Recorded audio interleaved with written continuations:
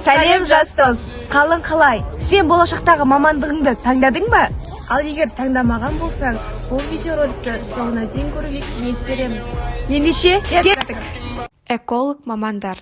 Жанармай, артық қоқыс, түрлі зауыттардың өндіріс үшін тоқтаусыз жұмыс жасауы қоғамдағы әлеуметтік ортаны ластайды. Ал бұған бей-жай қарамайтын мамандар бұл экологтар. Медицина саласы кез келген елдің экономикасында тұрақты дамуына да үлкен ықпалын тигізеді. Сондықтан бұл мамандық үздік ондық ішінде алдағы бірнеше ғасыр бойына тізгін ұстап қала береді. IT саласы жасанды сананың дамуы, жаңа технологияның үлкен құбылыс жасауы, адамзат тарихындағы жеңіс. Осы жетістікті жетілдіру жолындағы нағыз IT мамандары керек-ақ.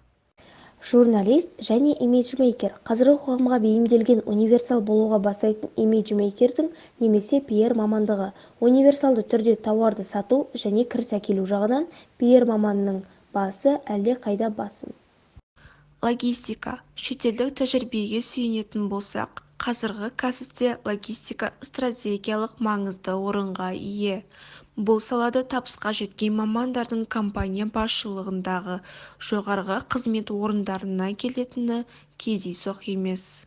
Осы мамандықтар жайлы біз оқушылардан және маман иелерінен сұхбат алуды жөн көрдік. Мамандық таңдауда қандай кеңес бересіз? Менің ойымша, мамандық таңдауда өз жүрегіңе құлақ асып, өзің қандай істі жақсы білесің, жақсы көресің, сол істі әрі қарай дамытып, сол салаға түсу.